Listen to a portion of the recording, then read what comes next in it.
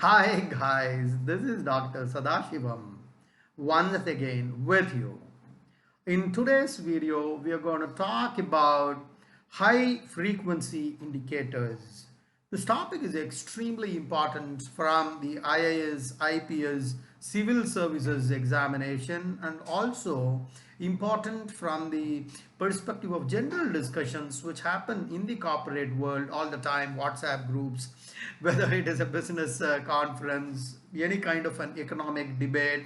This word high frequency indicator is an oft repeated terminology, and let's dive deep into what it actually means and then look at some of these the factors on the basis of which the indexes are arrived. Now, putting it simply, it is something very similar to a doctor's analogy. When a patient visits the doctor examines the patient, performs some checks before deciding what kind of treatment needs to be administered to the patient. For example, your temperature, your blood pressure, and host of other things. Much in the same manner, in order to assess the health of the economy, the high frequency indicators are used. There are 16 important indicators. They are called as IEA. IEA stands for Indicators of Economic Activity. And in this, there are four main categories. One is pertaining to the consumer economy, the second pertains to the industrial sector, the third pertains to the external sector, and the fourth pertains to ease of living. We will look into each of these factors now. Now, as far as the consumer economy is concerned, there are four important variables in this, four important sub factors we can say. One is the car sale, second is the two-wheeler, third is the tractor, and fourth is the domestic air passengers. Let me give you little detail about each one of this. Otherwise, this is a very exhaustive topic and you can use your improvisation to add on to this. So as far as car sale is concerned, the sale of cars in the economy is a very good indicator of how strong and healthy the economy is. For example, we have seen so many past instances that when the economy does well, your car sales also increase. Remember, during the subprime crisis, the US government doled out more than $800 billion to bail out Chrysler, GM and Ford, right? There is a very strong correlation between automotive growth and the GDP growth. Okay, there are so many companies in India, but the four important in India are Maruti, Hyundai, Mahindra and Tata. Of course, there are a lot of companies, but in terms of volumes, these four are extremely important. One thing which is very important as far as car sales are concerned is that it provides opportunity to approximately opportunities means direct jobs. We are talking about 20 million Indians. We are talking about direct employment, right? And more than that, it constitutes approximately 48 to 50%, I guess, of the manufacturing GDP. The gross domestic product. Half of the manufacturing GDP is automotive, right? Right? So production of cars. So and other. So that's the strength of this sector, as a result of which this is a very important variable as far as consumer economy is concerned. And the little bit of other statistics is on an average more than 3 million cars. We are talking about passenger cars. 3 million cars are produced and sold in India. Sometimes it can be little 2.8, 2.7, 3.1, but on an average we have been clocking 3 million cars every year, right? We have already discussed Maruti continues to be the market leader, and we have Hyundai, of course, Mahindra and Tata, right? Four companies. Now, the second variable as far as consumer economy is concerned, it is two-wheelers. As far as two-wheelers, there are four important companies. There are so many companies, but the four most important ones are your Hero Motor Company, Bajaj, TVS, and we have the fourth, which is the Suzuki. These are the four most important as far as two-wheelers are concerned. Of course, we have so many others like your Honda, you have Royal Enfield, I have a Bullet. As far as two-wheelers are concerned, a total of 21 million two-wheelers are sold in the country every year. So as a ballpark figure, you can say the sale of two-wheeler is 7 times more than the sale of cars. It's kind of a back of the envelope calculation. So car sale is 3 million cars and two-wheeler is 21, which is 7 times of car sales. Now if you look at these figures, definitely it won't be 3 in this year and last year, right? We have had a lot of problems, your COVID, and BS6 was another issue. Remember, the sales came down like anything. BS6 and Nitin Gadkari statement and host of other issues happened. I don't want to get into all those issues, but on an average it is 3 million. So in consumer we have 4, which is car sales, two-wheeler sales, tractor sales, and domestic air travel. Now tractor is a very important sector because that indicates the strength of the agri sector. Though in terms of volume it is not much, it's 1 million, which is somewhere around 9.5 lakhs.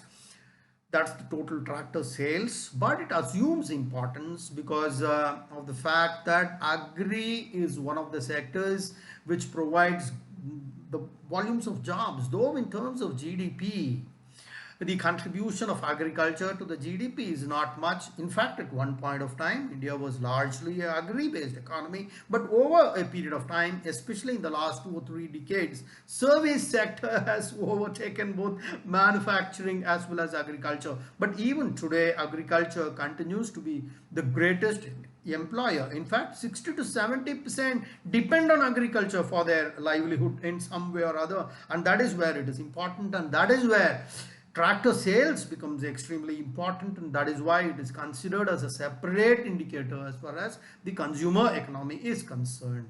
And within that we have so many companies, but the major ones are Mahindra and TAFE, and of course you have others like Sonalika tractors, John Deere, and a host of other lot of these companies, but major ones are your Mahindra and Margusan. Now the fourth important variable as far as consumer economy is concerned, domestic air travel. I remember 35 years back when I traveled in the air, I preserved the boarding pass for 10 years. Air travel is a good indicator of economic progress, so that is also taken into consideration in this particular thing. So just as a ballpark figure, we can remember approximately 1 crore people travel by air every year. I'm talking about a normal year, right? I'm not talking about COVID. So nothing what I'm saying pertains to this year, because this year and last year they have been exceptional years. So once we get over the second and third wave of COVID, we will start hitting these numbers, right?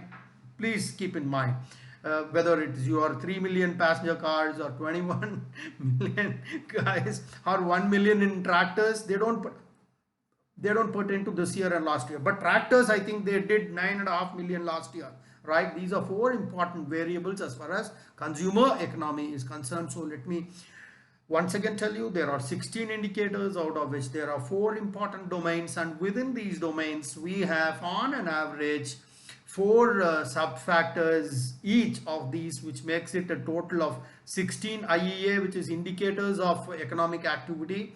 We have discussed about car sales, two-wheelers, tractors, and domestic air travel.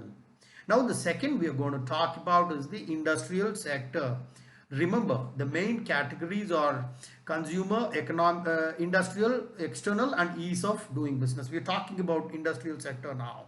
In the industrial sector, we have 4 important factors, starting with your PMI, which is Purchase Manager Index. I've put a video on that. The second is core growth, which talks about 7 or 8 important sectors. That's the 6th one, and the 7th one is bank non-food credit. It's not complete bank credit, it is bank non-food credit.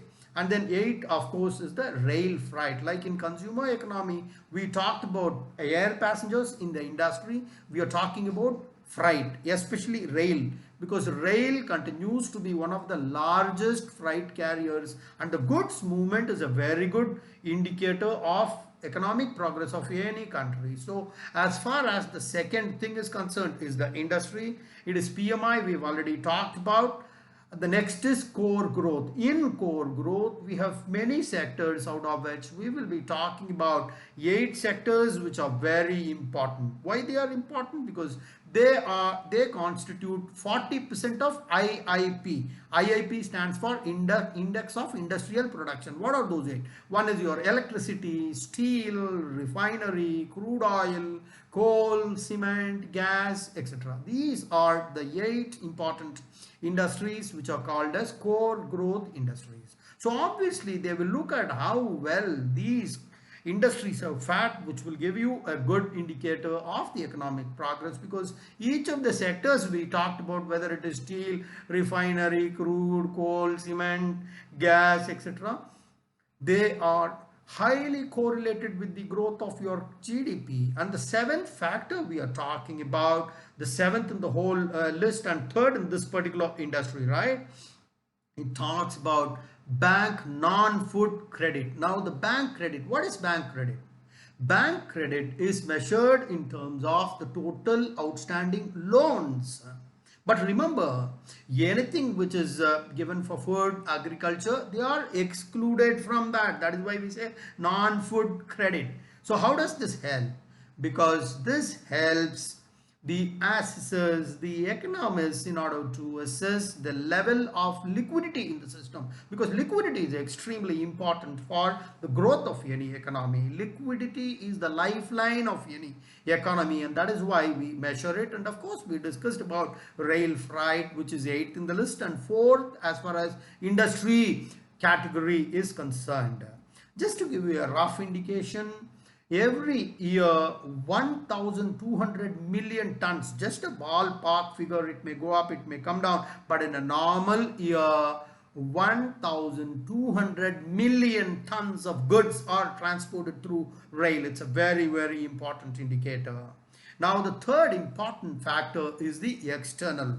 Remember, once again, let us revise. Why are we repeating all these again and again? Because somewhere it gets reinforced in your mind, so that next time when anybody talks about the economy or the high frequency indicators in the economy, this will ring a bell.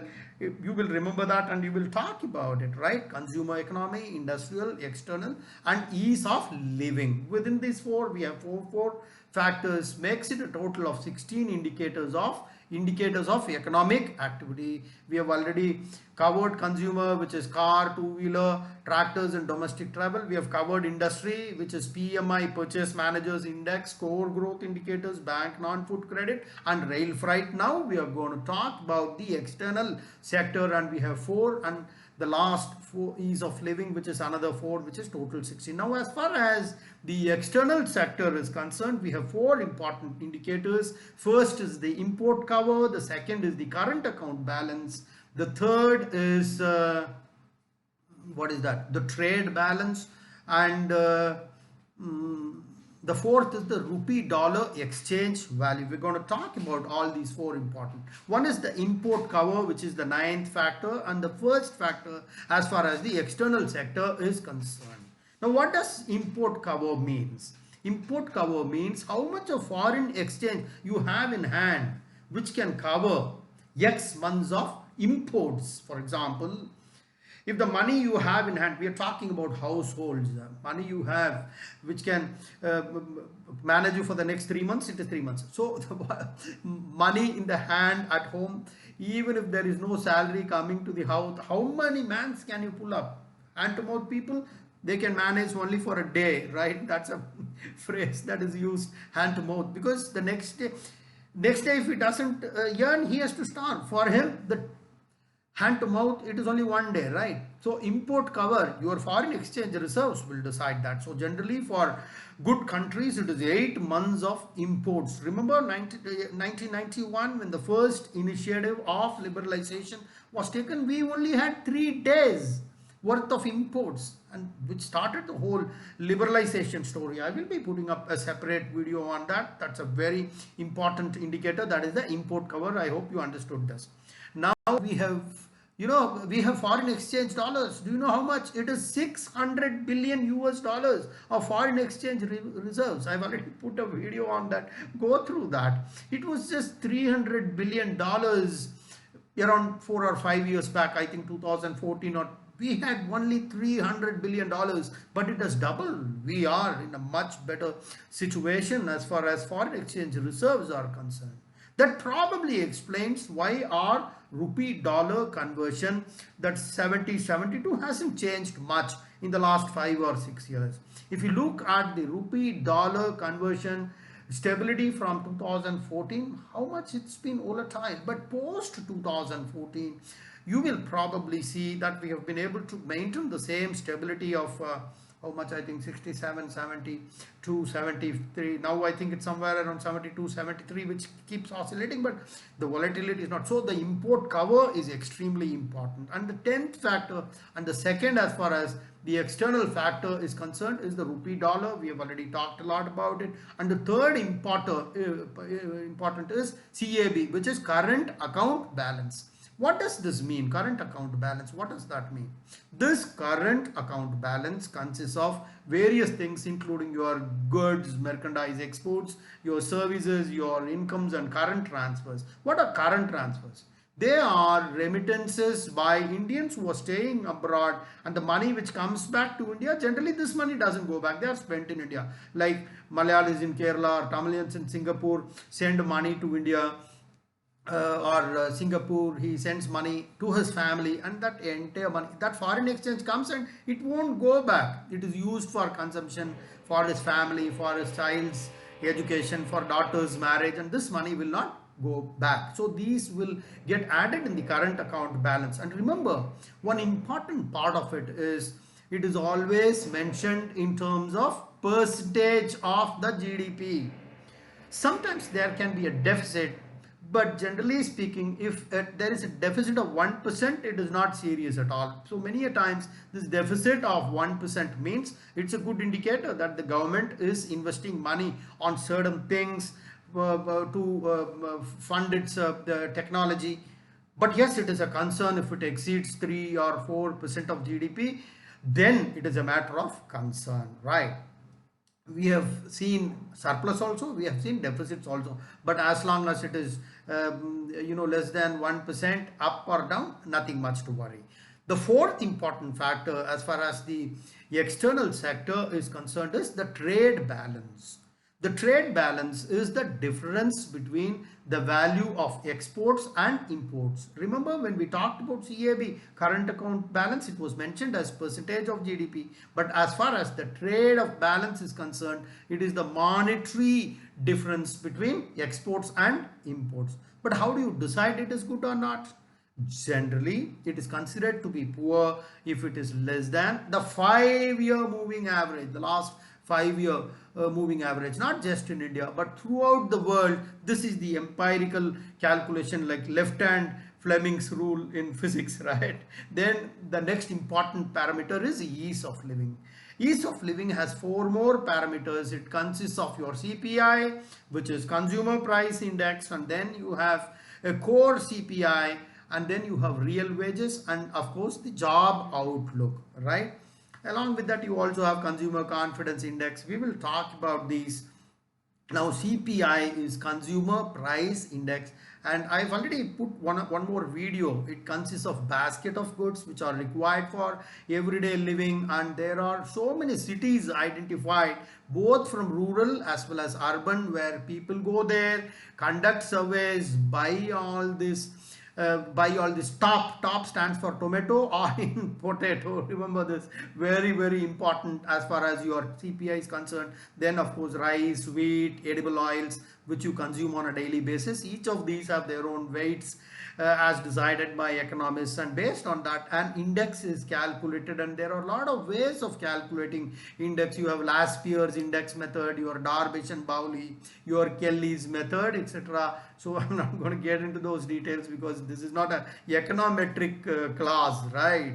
I will put up a video, right, if need be, and if there are requests, let me not mix it up in this small video session on high frequency indicators. So this is a CPI basket. This is a very good indicator for inflation. But one thing when we talk about inflation is we should remember that inflation needs to be balanced with growth, because whenever you focus on growth, inflation comes into picture, and when you balance inflation, your growth gets affected. So it's a very judicious, acrobatic kind of a walk that the government needs to do. Balance between both inflation imperatives and the growth imperatives in a very judicious manner. Remember, there's something called as a Tapper tantrum, right? When the Tapper tantrum happens, the whole country goes into a spin. I have put a separate video on that. It was done by the US, very important from the IAS IPS perspective, right? Go through those videos also. Now the second one, which is the 14th and the second as far as ease of living, is core CPI. It is same as CPI, but just that it excludes certain goods and services. Which are those? Especially the ones which have a high level of volatility, because economists feel that you shouldn't have volatile things within the CPI, because that distorts your CPI value. So they exclude certain things and then calculate the CPI, which is called as a core CPI. So some of those things which are excluded are your tobacco, alcohol, even LPG, right? Your kerosene, they are all excluded from the core CPI. And then comes the 15th indicator, which is rural wages. Rural wages, of course, very, very important. What is the money? The welfare benefits has to reach the common man, the last man on the line. As we all know, more than 60% of the people in India, they are low income population. So how do you ensure the money reaches them? The last man on the line, very important. So these rural wages is a very important indicator, and it's an important high frequency indicator. And finally, we are talking about the job outlook, very much like PMI. We discussed about that in the industry. Purchase Managers Index we talked about. I've put a separate video on this. It's calculated based on survey. They go and ask people whether they find it optimistic or pessimistic, or they find it neutral. They put through mathematical model, and finally they arrive at that. I put a video on that, guys. I don't want to waste my time explaining that. Look at this video. I've explained that mathematical model also, right? So these are some of the measures which measures the health of the economy. We also have only 16, but sometimes some people consider this also, which is one more extra 17th factor, which is called as Consumer Confidence Index, right? So many a times when people work out this confidence index, right, I don't know whether it actually affects the stock market or not, but you can hear the stock experts talking about there is a dip in the consumer confidence index, because of which Nifty fell by some point. Economists keep talking all this in televisions. Okay, guys, just to give you a glimpse in 1 minute, I would like to summarize all that we have learned about high frequency indicators. Very much like a doctor assesses your health, to assess the economic health, we need to look at these indicators, right? Doctor looks at blood pressure and your temperature, right? To assess the economy, we have 16 IEA, which is indicators of economic activity. There are 4 main categories, within which each of these have 4 subcategories, which makes it 16. So the main factors are consumer, industrial, external, and ease of living. In consumer, you have 4, which is car sale, sale of two-wheelers, sale of tractors, and domestic air passengers. In the industry, you have 4 variables, starting with your PMI, which is your Purchase Managers Index. And one important factor, that if your PMI is lower than 50, then the economy is contracting. If it is more than 50, then it is the expansionary mode, right? That's important. That's the beauty of that number 50. So in industry, we have 4, starting with your PMI, you have core growth, and then your bank non-food credit. Remember that it's not the main total bank credit. You need to exclude food and whatever money is given for agriculture. And finally, it is the rail freight. And then you have the external thing, which starts from import cover that we have discussed, the rupee dollar stability. Third, we talked about current account balance, and then finally we have the trade balance. which is the difference between exports and import, very important indicator. And finally, the ease of living indicator, which is for consumer price index, which is CPI. Ladies are saying diye daam बढ़ गया जी, चावल बढ़ गया, दिए सब्जी बढ़ गया, प्याज बढ़ गया. You have something called as core CPI, the difference between CPI and core the CPI. Certain things are excluded, especially the goods and services, which are highly volatile. And then finally 15th you have the rural wages, and finally you have the job market, and some people also consider consumer confidence index. And with consumer confidence index, it becomes 17. Guys, I hope you liked this presentation. Each one of these deserve a big lecture for 2-3, but to the best of my abilities, I have been able to summarize all this, encapsulate all the high frequency indicators in this presentation. I hope you liked this presentation. Do write your comments down, and if you want me to bring out videos on any topic, please feel free to mention that in the comment column. I would like to go through all those comments and reply to all those comments, guys. Okay, this is Dr. Sadashivam signing off till we meet again. Jai Hind.